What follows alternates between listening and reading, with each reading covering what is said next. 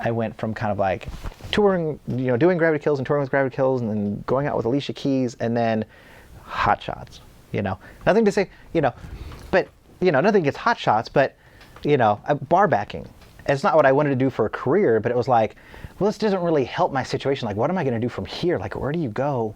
Like, what's a career move from Hot Shots? And I think that it was kind of like, I could go into bar management. Like, what am I doing?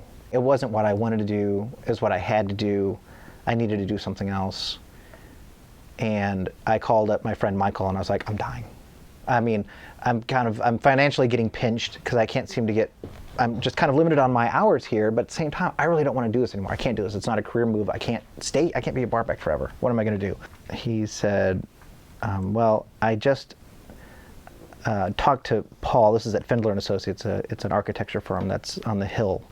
And he said, I talked to Paul, and he said, why don't you quit down there and come up here and be a draftsman?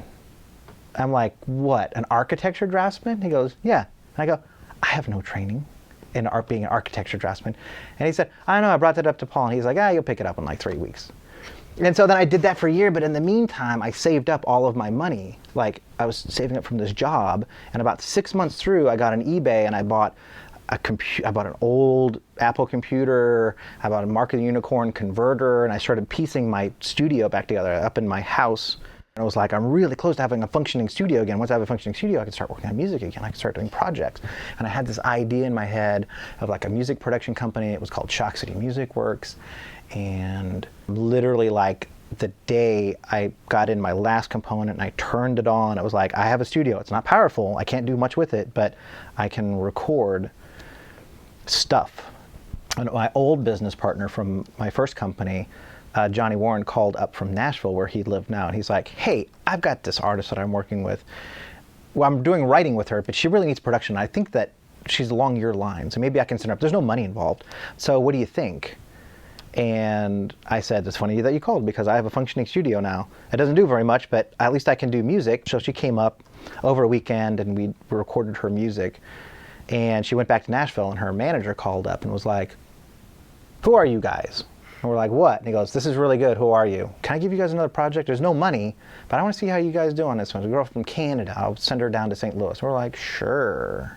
So I send her down, and he's like, we get done with her and send her music. He's like, holy crap, I've got a big project, big project from Latvia. It's high dollar.